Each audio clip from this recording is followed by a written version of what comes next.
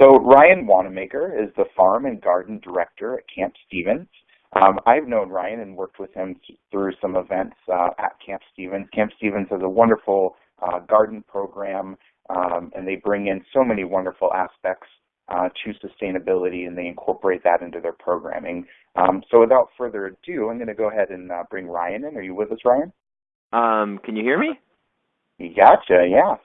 Yeah, thanks so much, Danny. And hello, everybody. I am Ryan Wanamaker. I'm the Farm and Garden Director at Camp Stevens. And so, yeah, we're up here in the sticks in the mountains outside of San Diego with some internet challenges. We're internet challenged. So, yeah, I'm on the phone right now, but it seems like things are clicking. And I just wanted to say really quick, I caught the tail end of Carrie's presentation right there, and I wish I had heard that like 10 years ago. I feel like we've just been like kind of flailing to end up where we are. But on the other hand, it's super validating to hear all of that insight there and how much of that stuff we've learned the hard way. And so I hope this helps people.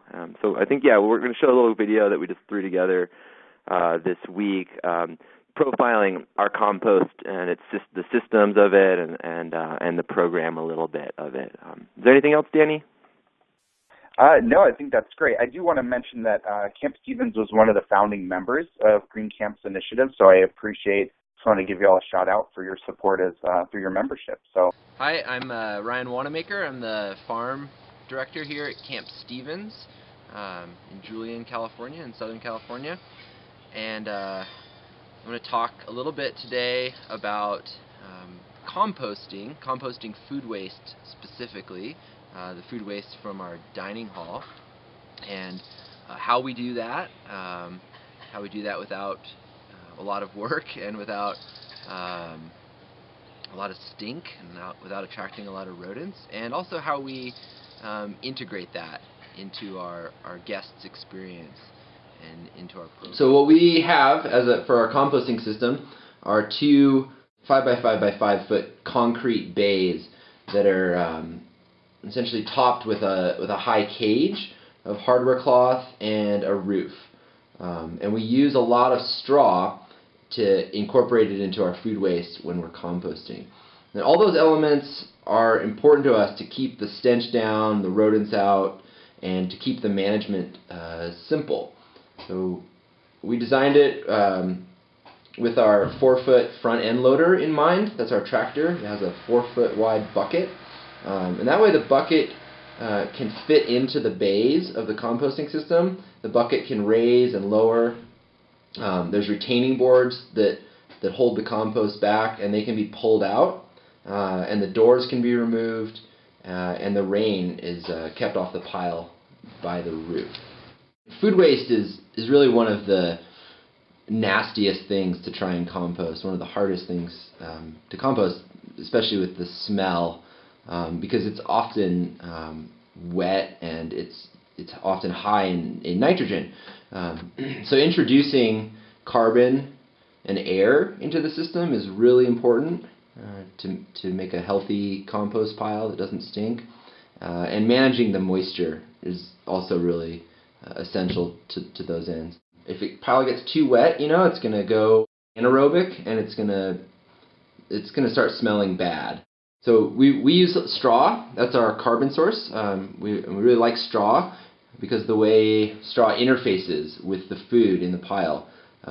Straw introduces lots of air, and it's a high carbon material. Turning the pile is also really essential to introducing air and keeping the pile aerobic, keeping it healthy. So the ability to turn the pile easily, and for us that means turning it with a tractor, is really important. We used to turn all of our piles by hand, which is hard, long work. So being able to use the tractor, it was a big change and make it a lot easier, and also therefore less stinky. So as far as like quantity of how much material we're dealing with, we pretty much just take everything from the dining hall. Any food waste from the dining hall, we compost it. So we're probably doing around 5 to 10 yards of actual food waste a year that's coming out of our kitchen. I currently turn it about 4 times a year, and it takes me about 1 hour when I do it each time. So when all is said and done, I think that we probably end up with about 2 yards of finished compost a year. And it takes around 3 years from start to finish. But during that process, it breaks down to about 20% of its original mass. Our goal isn't to necessarily create this really high quality compost. It's really to keep food waste out of the waste stream, so it's not going into a landfill dumpster. And more importantly, again, it's for our guests and campers to interact with. So the location of our compost pile, I think, is really interesting, that we've put it in a very central place in the camp. It's close to the dining hall, it's close to the kitchen, it's close to lodges, and it's adjacent to common spaces that guests share. So it's right here in the center.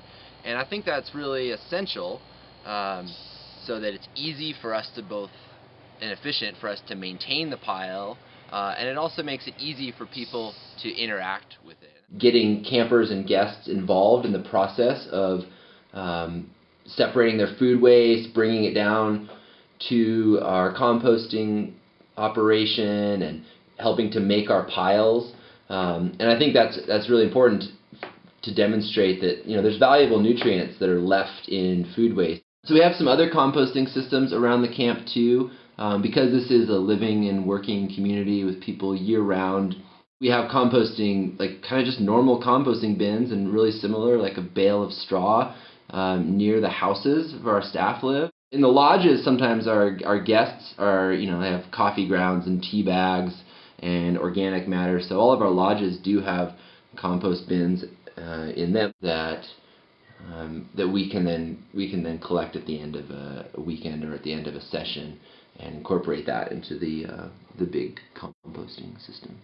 To me, Camp Stevens is really about finding ways to connect our guests and our campers with each other and with the life systems of this planet, with the belief that cultivates gratitude,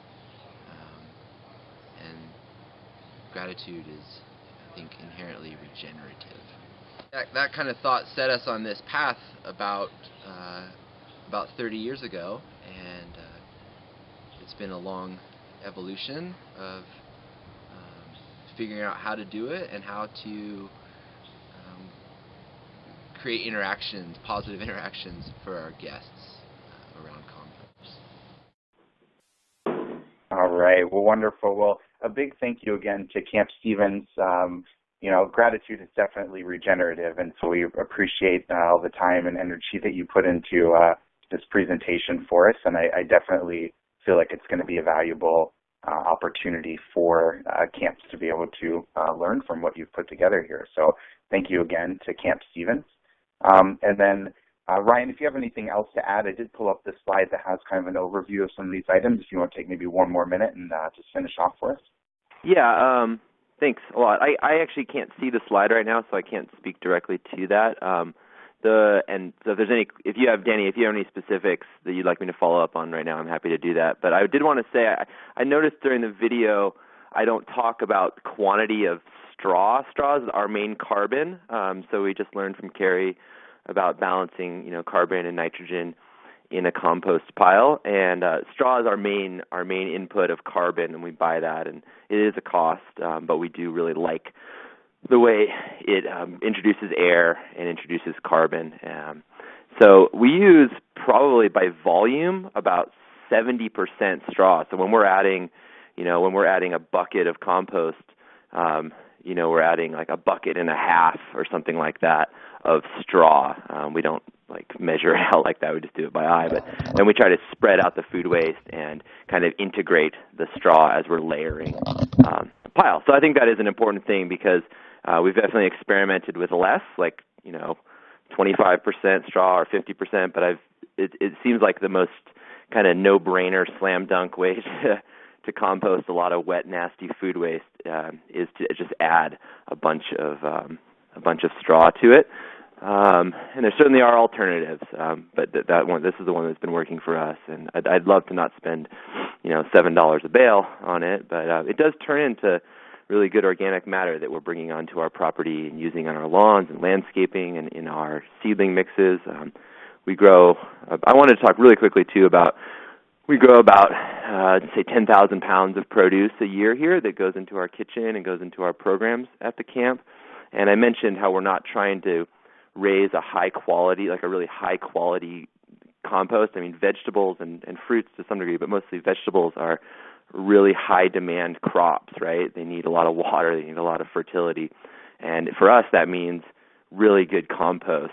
And because we are trying to compost as a program element and we're trying to compost centrally, we really want to avoid those smells. And so if I was trying to make a higher quality food waste compost, I think we could. What I mean by that is like more nutrient dense. We would probably add less straw, less carbon, but then it would require more management. So we're kind of balancing that labor and ease of management and stink with kind of maybe downgrading the quality of our compost. It's still really good, humus in the end, and it's adding a lot of biology to our soils, but it isn't like the stuff that I actually buy in from a professional, composter that is just, banging fertility. And you could take something and like we're doing and kind of add more carbon to manage it easier. And then maybe in the last couple years of the finishing, you could introduce some like raw, like chicken manures or rabbit manures, probably other manures, and that stuff would mellow and break down in there, and then that would up the kind of nitrogen, phosphorus, potassium levels of the finished product. But we find plenty of use for it around here as it is. So yeah, I did want to say that. The slide's up. It all looks about right. But Danny, if you have anything you want me to touch on really quick, I'd be happy to do that, or I can sign off for now and look forward to a question and answer session. Yeah, definitely. So I think one thing's very apparent. Our presenters are very well educated and have a lot of information and ideas when it comes to compost.